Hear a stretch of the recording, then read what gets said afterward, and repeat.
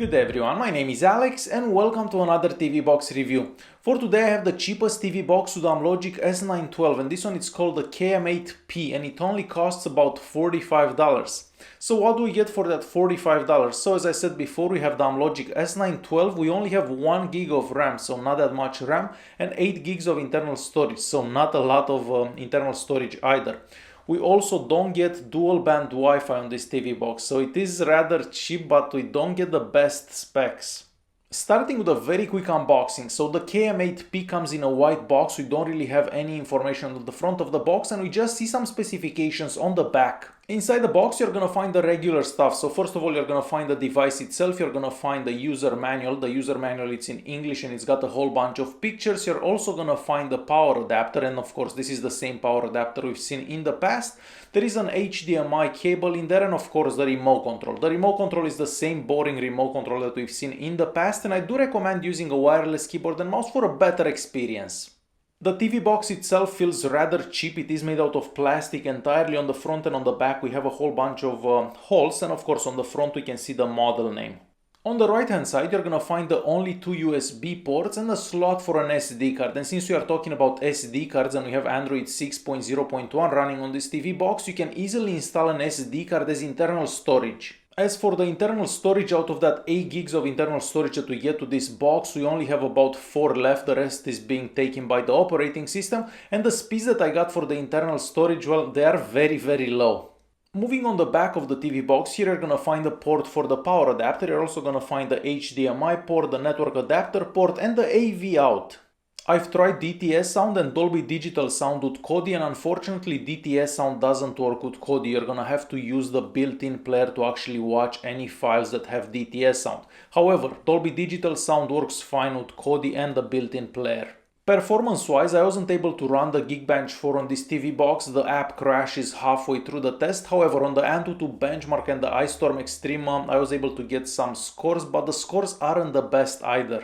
And lastly, the speeds over Wi-Fi. So we don't have dual band Wi-Fi, we only have access to the 2.4 GHz Wi-Fi bands, and the speeds that I got over that band, well, they are not good at all. So it's gonna be difficult to actually play some streams online because the speeds are just not there.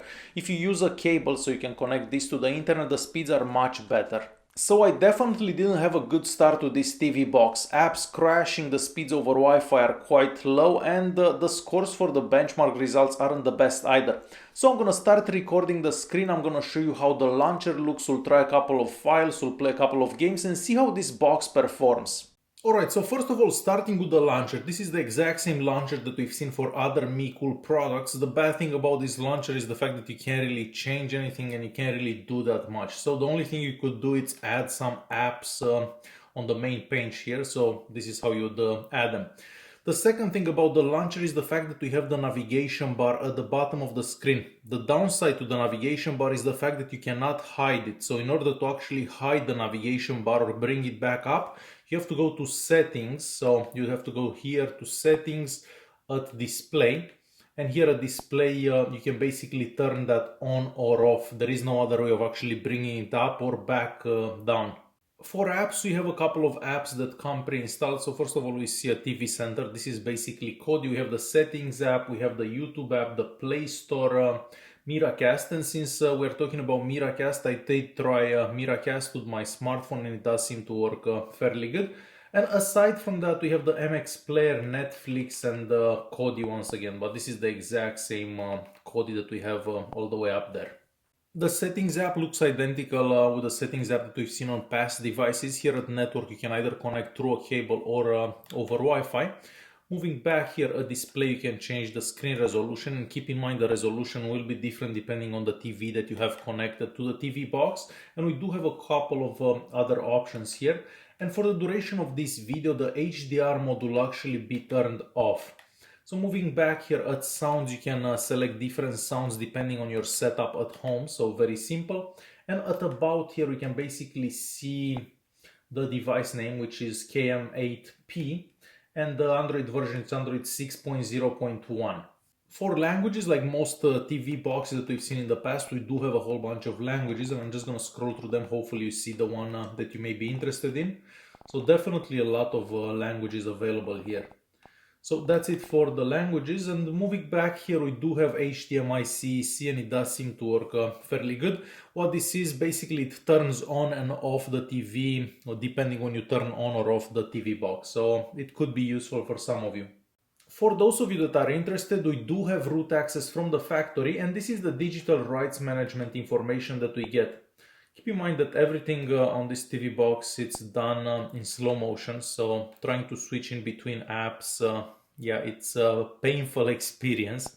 And trying to open apps running in the background, it's also another painful experience. But here we have the digital rights management information, so of course there will be no Netflix in HD. As for multitasking, keep in mind that we only have available 1 gig of RAM, so the box will kind of close the apps running in the background, and they'll have to be reloaded. So if you have small apps running in the background, they'll most likely stay open, but if you have like Kodi and a couple of other big ones, it will close them and you'll have to like reload them. So keep that in mind for multitasking. And every now and then this will happen, so you'll basically have to close all the apps running in the background, because otherwise you can't really do anything, or you just have to restart the box. So yeah, not the absolute best TV box. And again, and once again. For Kodi, we have Kodi 17 that comes pre-installed on this device. I'm just gonna open the settings here and the system information, just so I can show some information here. So we definitely don't have that much RAM available, and that becomes problematic for a lot of tasks done on this TV box. So moving back, I'm just gonna go to add-ons so you can see what add-ons we have pre-installed. So we do have some add-ons pre-installed right here. Let me just click on it and we'll open the video add-ons. So these are all the add-ons that come pre-installed, but keep in mind that you could install these by yourself. So I'm just gonna find the working stream here so you can see how well it does.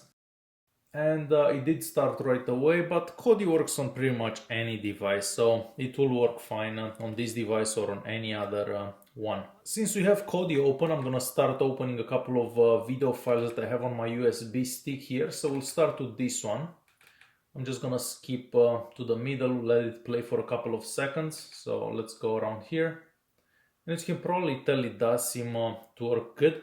Keep in mind that DTS sound does not work with Kodi. So if you want to watch anything with DTS sound, you're gonna have to use the built-in video player. The next file is gonna be this one. So we'll let it play for a couple of seconds.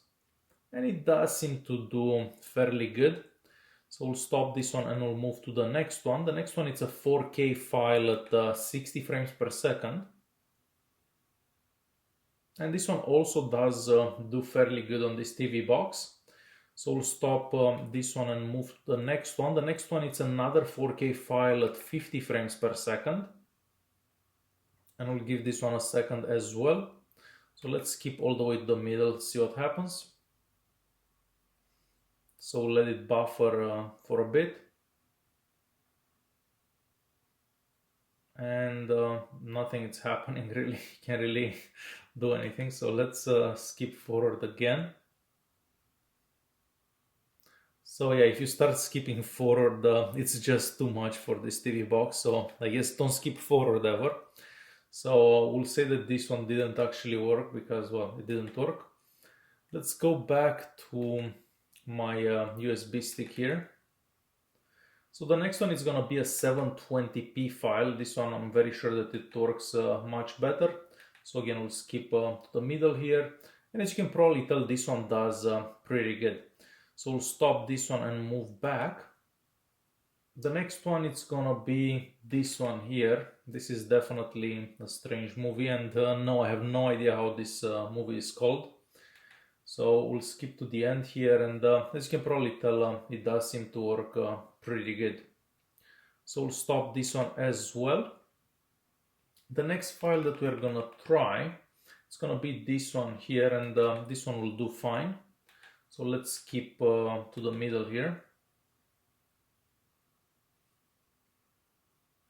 So the same problem, if you do skip through the files, the box doesn't know what to do anymore, and it just doesn't play those files.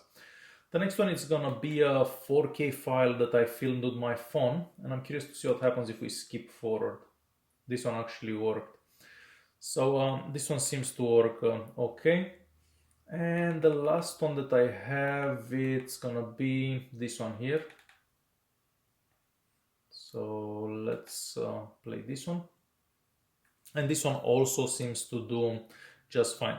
So most files will do okay, but the TV box just doesn't have enough RAM to process all those files. On the YouTube app, the maximum resolution that we can get is 1080p. However, the video doesn't seem to go totally smooth. So I'm gonna let this play for a quick second so you can have a better idea. But yeah, definitely doesn't go totally smooth.